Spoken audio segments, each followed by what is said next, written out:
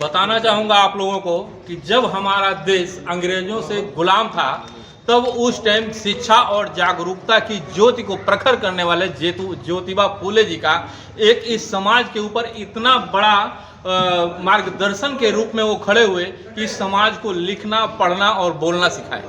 और हमारे संविधान में धारा अनुच्छेद 19 के तहत सबको बोलने का हक और अधिकार दिया गया। लेकिन आज जातिगत और बड़ विभाजन के आधार पे कहीं न कहीं समाज का शोषण हो रहा है। उसी के चलते 2025 में आज दिनांक 25 अगस्त 2025 को माननीय बीपी मंडल साहब की 107वीं जन्म जयंती के एक दिन पूर्व, यानी कि उनका जन्म दिवस 26 अगस्त को होता है, 24 अगस्त को एक दिन पहले सार्वजनिक छुट्टी के तहत उनके जन्म दिवस पे उन्होंने जो एक कीर्तिमान काम इस समाज के लिए कर गए हैं, उसी का मंथन और चर्चा करते हुए आज उनकी जो 40 अनुशंसाएं थी जो बैकवर्ड समाज और पिछड़े समाज और अनुसूचित जातियों के लिए जो लाभकर और हितकर थी, उस पे काफ़ी चर्चा करने के लिए आज यहाँ इकट्ठा हुए तमाम सारे हमारे गणमान्य लोग हैं। आइए हम एक एक करके जानते हैं कि इसका उद्देश्य क्या है। अगर ये 40 के 40 अनुशंसाएं लागू हो जाती है हमारे देश में तो इससे क्या लाभ हमारे नागरिकों को होता है। सबसे पहले हम वकील साहब को जानना चाहेंगे। सर, आपका क्या नाम है? डॉक्टर राजेश यादव जी। राजेश यादव जी, ये जो माननीय बीपी मंडल साहब की 107वीं जन्म जयंती पे आपने जो अनुशंसाएं की बात की है, ये हमारे समाज के लिए और लोग के लिए और देश के लिए कितना है? देखिए, देश निर्माण के लिए कहा जाता है कि जब तक देश के हर नागरिक की भागीदारी सुनिश्चित नहीं होगी तब तक देश पूरी तरह से तरक्की नहीं कर सकता। देश की तरक्की में देश के रहने वाले सभी नागरिकों का जब विकास होगा तब उसी टाइम देश का विकास होगा। इस टाइम जो है पूरे भारत में 60% से ज़्यादा पिछड़ी आबादी के लोग रहते हैं। अगर 60% पिछड़ी आबादी का अगर जो विकास नहीं होगा तो भारत का उस स्तर पर विकास नहीं होगा। लेकिन अगर जो 60% पिछड़ी आबादी का विकास होता है तो निश्चित तौर पे पूरी दुनिया में भारत का विकास जरूर होगा। आज उसी के तहत बीपी मंडल साहब के जयंती पर जिन्होंने पिछड़ा वर्ग आयोग गठन किया था और जिन्होंने 27% पिछड़े समाज के लोगों के लिए आरक्षण सुनिश्चित किया था, जो कि हजारों सालों से शोषित थे, पीड़ित थे, उन लोगों को एक वरदान देने का काम किया था 27% आरक्षण देके। आज सभी वर्गों में, सभी संस्थाओं में आज पिछड़े समाज की भागीदारी बढ़ रही है। लेकिन आज 30 साल लागू होने के बाद भी आज उस तरह की भागीदारी नहीं हो पाएगी। केंद्रीय संस्थाओं में आज भी केवल पिछड़ा वर्ग 4% है। अभी बहुत कुछ करना बाकी है। अभी तो सिर्फ 27% आरक्षण की बात हुई थी, अभी वही पूरी तरह से लागू नहीं हो पाया है। हम लोग आने वाली सरकार से और वर्तमान सरकार से पूरी ताकत के साथ हम लोग गांव-गांव जाके इसको जागरूकता फैला रहे हैं कि पिछड़े वर्गों को उसकी आबादी के हिसाब से हिस्सा मिले और मंडल कमीशन की जितनी संस्तुतियाँ थीं उसको पूर्ण रूप से लागू किया जाए कि जिसकी जितनी संख्या भारी उसकी उतनी हिस्से रहे। मेरे ऑडियंस लोग भली भांति जान जाएं कि कहीं कहीं आरक्षण पे डाका पड़ रहा है, उसी के अलग जगाने के लिए सारा समाज इकट्ठा हुआ है। अब मैं डॉक्टर यशन विश्वकर्मा जी से जानूंगा कि आरक्षण को लेकर के कैसे कैसी जागरूकता है हमारे देश में। देखिए, सबसे बड़ी बात की हमारे यहाँ पर जो पिछड़े वर्ग के आरक्षण की बात पिछड़े वर्ग के जनक मंडल डॉक्टर बीपी मंडल साहब के जन्म जयंती के पूर्व संध्या पर इकट्ठा है। देखिए, मंडल कमीशन की सिफारिशें जो 40 सिफारिशें थी उसे समाज का बेहतर उत्थान होता और बेहतर उत्थान होने के लिए वो किया गया था। लेकिन जो लागू हुआ उसमें मात्र 2 ही संस्तुतियाँ लागू हो पाई हैं, बाकी संस्तुतियाँ लागू नहीं हुई हैं। लागू होने में 2 संस्तुतियाँ हैं, नौकरियों में आरक्षण की बात हुई है और शिक्षा में हुई है। लेकिन शिक्षा में और नौकरियों में जो ओवरलैपिंग का कॉन्सेप्ट था सरकार ने उसे ख़त्म किया है, जिसे हमारे मेधावी जो छात्र हैं, चाहे ओबीसी के जिसमें भी मेधावी छात्र हैं, उनको सामान्य कैटेगरी के में घुसने नहीं दिया गया है, जिससे हमारे ओबीसी समाज की जो रिप्रेजेंटेशन की क्षमता है या प्रतिनिधि की क्षमता उसमें कमी आई है। सरकार की नीतियाँ बहुत बेहतर नहीं है। सरकार ने नौकरियों को ख़त्म किया है वर्तमान समय में, पीछे सरकार ने पेंशन को ख़त्म किया था, नौकरियाँ ख़त्म करके कॉन्ट्रैक्ट की बात ख़त्म की। आज के समय में वो क्या आउटसोर्सिंग की बात कर नौकरियों को भर रही है। और सरकार जो है, जब नौकरियां सरकार की नहीं रहेंगी तो सरकार के लोग में नौकरियों के अभाव होगा। और निजी क्षेत्र में हम तो मांग कर रहे हैं, मांग क्या हमारा उसमें संस्कृतियों में भी है कि निजी क्षेत्र में भी आरक्षण की बात की जाए। 40 संस्कृतियाँ हैं, उसमें निजी क्षेत्र में आरक्षण की बात किया जाए, जमीन का बंटवारे की बात किया जाए, स्कूल विद्यालय खोले जाएं, टेक्निकल यूनिवर्सिटीज़ खोले जाएं, उसमें सबको रखे जाएं। ये मंडल साहब की सोच जो सारी संस्कृतियाँ थी। तो सरकार से मेरी मांग है, वर्तमान सरकार से मांग है कि जो सरकार आती हैं, सरकार हमेशा पिछड़े के वोट से ही बनेगी। कोई ऐसी जातियां नहीं हैं या कोई ऐसा वर्ग नहीं है जो अकेले दम पर सरकार बना सकता हो। जब सरकार हमारे वोट से बन रही है, सरकार हमारी व्यवस्थाओं से बन रही है, तो सरकार मुझे वंचित क्यों कर रही है? इसका मतलब सरकार के मन में या सरकार को चाहने वाले लोग आज भी वर्ण व्यवस्था, जाति व्यवस्था के पोषक उन्हीं तरह की बात करना चाह रहे हैं, मनीवादी व्यवस्था की बात करना चाह रहे हैं। हमारा मांग है, जब संविधान देश से चल रहे, संविधान से देश चल रहा है, तो संविधान सम्मत बात क्यों नहीं हो रही है? संविधान सम्मत बात होनी चाहिए। मंडल कमीशन की अच्छा सा रिपोर्ट लागू हो। भारत का निर्माण करने में जो व्यक्ति भी निर्माण करेगा वो भारत का निर्माण करेगा, किसी व्यक्ति का निर्माण थोड़ा करेगा कि मैं ही निर्माण करूंगा। ये ठेकेदारी दिमाग से निकालेगा। अगर कोई व्यक्ति तरक्की करता है तो भारत की तरक्की होती है, व्यक्ति की तरक्की थोड़ा होती है। तुझे कहा कि ठेका मैंने रखा, मैं ही निर्माण करूंगा। निर्माण में सभी व्यक्तियों का रोल है, एकदम जीरो से लेकर हीरो तक का रोल है। जो जब निचला तबका जो भी यहाँ 140-46 करोड़ के लोग हैं, सबका रोल है। सबके भोजन, खाने पीने, उठने बैठने, घूमने टहलने, सबकी व्यवस्थाओं का सरकार काम है।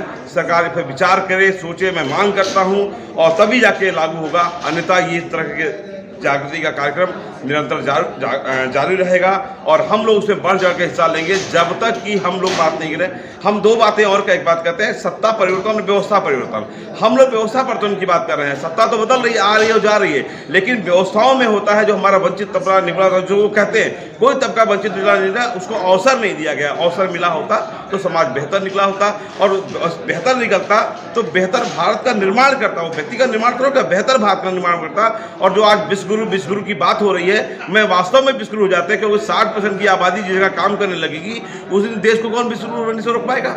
इसलिए मेरा प्रश्न सरकार से है कि किसी को आप किसी भेदभाव के कारण रोकने का प्रयास न करें। इतनी बात मैं आपके मौके पे कहना चाह रहा हूँ। डॉक्टर साहब ने बताया कि भेदभाव इस समाज में एक कुरीति बन गई है, सबसे बड़ा अराजक तत्व बन गया है। भेदभाव हट जाएगा और सबको समानता की निगाह से देखा जाएगा तो कहीं न कहीं देश तरक्की कर जाएगा। अब मैं आप लोगों को लेकर चलता हूँ मुख्य लेखाकार पीजी कॉलेज महाराजगंज के श्रवण कुमार पटेल जी के पास। देखते हैं समाज के लिए जो बीपी मंडल जी की जो उद्देश्य था वो सरकार में कितना फॉलोअप हो रहा है और कितना समाज को इससे लाभ मिलेगा। श्रवण कुमार पटेल जी, जो बीपी मंडल का जो 40 प्रकार का जो उद्देश्य रहा है समाज को एक दिशा और दशा बदलने की, उसमें आज का शासन में क्या उसका रोल है और क्या क्या व्यवस्थाओं के साथ? बहुत बहुत साधुवाद आपको। आप हम पिछड़े समाज के लोगों से हम लोगों का इंटरव्यू ले रहे हैं। देखिए, बीपी मंडल साहब इस राष्ट्र के निर्माता हैं।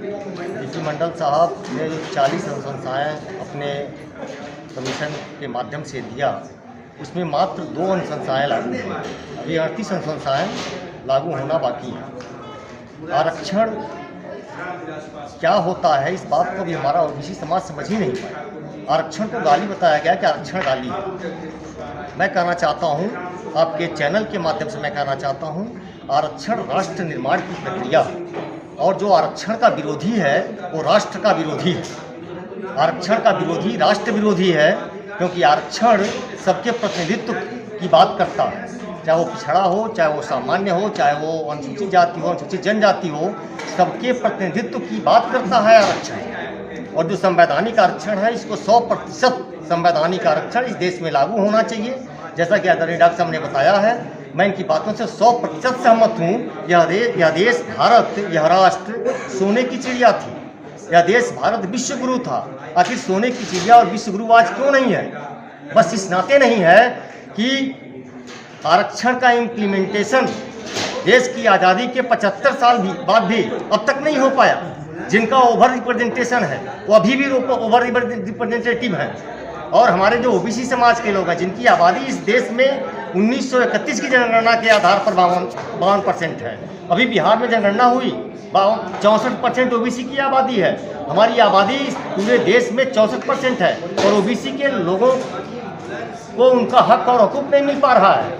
हम ओबीसी के लोगों से अपील करते हैं आज इस कार्यक्रम के माध्यम से कि आप लोग आरक्षण की संकल्पना को समझिए। आरक्षण राष्ट्र निर्माण की प्रक्रिया है, राष्ट्र निर्माण में सबका योगदान होना चाहिए। और जिस दिन इस देश का ओबीसी, एससी, एसटी एक साथ खड़ा हो गया, इस देश भारत को पुनः विश्व गुरु और सोने की चिड़िया बनने से कोई रोक नहीं सकता।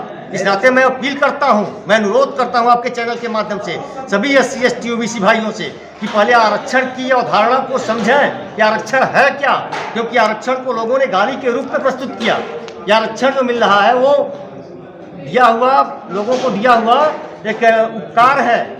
आरक्षण हमारा अधिकार है, इनसे मिलना ही चाहिए ओबीसी को। यह देश हमारा है, यह देश पिछड़ों का है, यह देश एससीओं का है, यह देश हमारा है। इस देश को बनाने की जिम्मेदारी हमारी है। सड़कें हमने बनाई हैं, सारे संस्थान हमने बनाए हैं। हम अर्जक समाज के लोग हैं, हम अर्जन करके जीना चाहते हैं। हम दूसरे के परजीवी लोग नहीं हैं। जो पैरासाइट्स हैं उन लोगों ने कब्जा कर रखा है, उस कब्जे को हटाना होगा। इस सरकार से मेरी अपील है, उस कब्जे को हटाइए और सबका प्रतिनिधित्व समुचित मात्रा में देने का काम करें। सरकार से मैं मांग करता हूँ। ये जो हम लोगों की कारवां चल रही है, जनपद पूरे महाराजगंज में चलता ही रहेगा जब तक एक एक ओबीसी अपने हक और हकूक को जान नहीं लेता।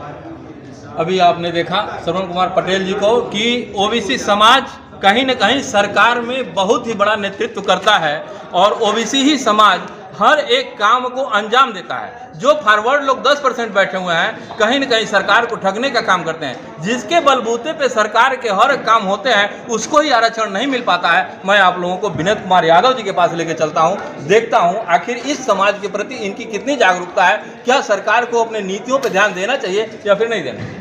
आज जो हम लोग यहाँ इकट्ठा हुए हैं स्वर्गीय बिंदेश्वरी प्रसाद मंडल जी के जन्मदिन के पूर्व संध्या पर मैं बधाई देना चाहता हूँ डॉक्टर साहब को, विश्वकर्मा जी को, जायसवाल जी को, विजय जायसवाल जी को, भाई श्रवण पटेल जी को और जहाँ चाचा जी आए हैं, सभी लोग आए हैं, मैं इनको धन्यवाद देना चाहता हूँ कि निचलौल में आज पिछड़ों को जागरूक करने के लिए जो कार्यक्रम रखा है इसके लिए बहुत बधाई के पात्र हैं। आज जो समाज में हो रहा है, आज जो सरकार में है, सरकार में तथाकथित लोग बैठे हुए जो कुर्सी पर हैं वो अपने आप को पिछड़ों के मसीहा बताने का काम करते हैं, पिछड़ों का नेता बनने का काम करते हैं।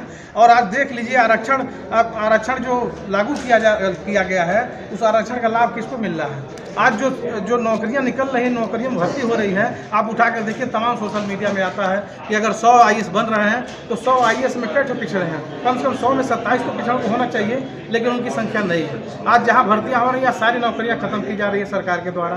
पिछड़ों के हक को मारने के लिए ये सारी नौकरियां खत्म की जा रही है। आज ठेका पर सारे के काम हो रहे हैं, आज आउटसोर्सिंग पर सारे काम हो रहे हैं। और जब तक न्यायपालिका में, जब तक कार्यपालिका में, जब तक व्यवस्थापिका में हमारे पिछड़े समाज के लोग नहीं जाएंगे, वहाँ नहीं बैठेंगे, तब तक हमारे इस देश का विकास नहीं हो सकता है।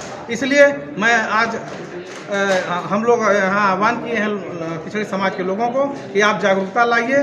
अगर हमारे हक पर कोई डाका डाल रहा है तो उसके सीने पर चढ़ करके हमको आरक्षण का लाभ लेने के लिए मजबूर होना पड़ेगा और हम अपने हक के लड़ाई के लिए हमेशा आगे रहेंगे। अपने हक के लड़ाई के लड़ने के लिए हम किसी से भी लड़ जाएंगे और हम अपने हक को लेकर ही मानेंगे। अभी आपने सुना कि अपने हक की लड़ाई को लड़ने के लिए हर युवा को तैयार होना पड़ेगा। यानी कि 140 करोड़ का ये भारत देश जिसका क्षेत्रफल 140 करोड़ है, उसमें प्रत्येक व्यक्ति की अपनी निजी हिस्सेदारी है। जिसकी जितनी तादाद है उतना ही उसकी भागीदारी भी देश के अंदर होना ही चाहिए। तो प्रत्येक व्यक्ति अपने अपने हिस्से का भारत निर्माण करे तो भारत एक सोने की चिड़िया क्या सोने का हीरा बन सकता है। लेकिन जब अपने कर्तव्यों का निर्वहन करना हर एक युवा सीख जाए। अब मैं आप लोगों को एक श्री जायसवाल जी से मिलवाना चाहता हूँ, विजय कुमार जायसवाल जी से, जो शिक्षक हैं और शिक्षक संगठन के महामंत्री भी हैं। इस पिछड़े समाज की गतिविधियों के जो पिछड़े समाज के साथ अन्याय हो रहा है उनके संबंध में जानकारी लेना चाहते हैं मास्टर साहब विजय कुमार जायसवाल जी। सबसे पहले तो माननीय बीपी मंडल की 107वीं जयंती के अवसर पर आपके चैनल के सभी दर्शकों को, सभी श्रोताओं को मैं बधाई देता हूं, स्वागत करता हूं, उनको प्रणाम करता हूं। देखिए, यह भारत विविधता में एकता वाला देश है, यही इसकी खूबसूरती है। जिस देश में विभिन्न जाति धर्म के लोग एक साथ रहते हों तो यह इस देश की व्यवस्था की जिम्मेदारी है कि हम सबको एक साथ लेकर के चलें। अगर हम ऐसा नहीं कर पाते, आप देख लीजिए जो हजारों सालों से वंचित है, शोषित है और हमारे देश की मुख्य धारा से नहीं जुड़ पाया है। ऐसी वेदना को हमारे संविधान निर्माताओं ने समझा और समझ करके उनको सामाजिक और शैक्षणिक रूप से पिछड़े हुए व्यक्ति को समाज की मुख्य धारा से जोड़ने के लिए जो व्यवस्थाएं दी मौलिक अधिकार के रूप में, आज वो पूरी तरह से क्या लागू हैं? ये तो आपसे मैं प्रश्न कर रहा हूँ, क्या पूरी तरह से लागू है? इसके बावजूद जो रिजर्वेशन की पद्धति आई कि 49.5% से ज़्यादा आरक्षण नहीं दिए जा सकते, यह माननीय उच्चतम न्यायालय ने निर्देश दिया। लेकिन एक प्रश्न है, मेरा प्रश्न यह है कि हमारे उस 50% रिजर्वेशन में भी 10% EWS को दिया गया, लेकिन कोई आरक्षित वर्ग का व्यक्ति विरोध नहीं किया। लेकिन आरक्षण के नाम पर आरक्षित वर्ग के लोगों का विरोध क्यों किया जाता है? क्या उनको इस समाज की मुख्य धारा से जुड़ने का अधिकार नहीं है? क्या वही देश के नागरिक नहीं है? क्या वो भारत के नागरिक नहीं है? इसलिए मैं इस कार्यक्रम में हम लोग आज उपस्थित हुए थे। एक संगोष्ठी थी कि कैसे जो है समाज के जो निम्नतम दर्जे पर स्थापित हैं, जो समाज की मुख्य धारा से नहीं जुड़ पाए हैं, उनको कैसे अधिकार दिलाया जाए, उनको कैसे महसूस कराया जाए या हिंदुस्तान हमारा है या भारत हमारा है। जय हिंद, जय भारत। सर, EWS से लाभ किसको मिलता है? EWS, अब देखिए, एक तो प्रश्न आपने बहुत ही महत्वपूर्ण पूछ दिया है, तो संवैधानिक प्रश्न है। हमारे भारत के संविधान में मौलिक अधिकारों में जो अनुच्छेद 15(4) और 16(4) में जो व्यवस्था दी गई है, वह सामाजिक और शैक्षणिक दृष्टि से लोग जो पिछड़े हुए हैं उनको विशेष रियायत दे सकती है यह सरकार। लेकिन जो EWS है, इसका आधार सामाजिक और शैक्षणिक नहीं है, इसका आधार पूर्णतः आर्थिक है, जबकि आर्थिक आधार पर हमको रिजर्वेशन देने का संविधान में कहीं कोई उपबंध नहीं है। देखिए, EWS पे कहीं न कहीं प्रश्न चिन्ह खड़ा हो रहा है। अब मैं OBC तथा अन्य पिछड़े वर्ग और अनुसूचित वर्ग तथा ऐसे युवाओं को रूबरी करवाना चाहता हूं कि हमारे मंच पे आज 90-95 साल के बुजुर्ग खड़े हैं, जो आप लोगों को एक प्रेरणा मिल सकती है कि आप लोगों की जागरूकता में कहीं न कहीं कमी है। आज खुले मंच से ये आकर के आपको आगाह करना चाहते हैं कि आप अपने अधिकारों को पहचानिए और अपने हक और हुकूक को जानिए, ताकि आपसे देश और समाज का निर्माण हो सके। चाचा जी, आपका क्या नाम है? हमारा नाम है विमल प्रसाद पटेल, बौद्ध, ग्राम पनेवा महाराज। आप इस मंच से जो आज ये BP मंडल के द्वारा 107वीं जन्म जयंती पर जो मंडल कमीशन की बात हो रही है, इसकी अनुशंसा तथा अन्य पिछड़े वर्ग की दशा और दिशा पे कुछ 1-2 शब्द कहना चाहेंगे? क्या कहेंगे, शासन जो चाह रहा हो रहा है। अगर विपक्ष सरकार न 3 साल होती, संविधान में खत्म हो जाती, एकदम छत पे पड़ जाती। देखिए, कहीं न कहीं ये धोखाधड़ी हो रही है। आप देख रहे हैं भारत रक्षक न्यूज, मैं RK शर्मा।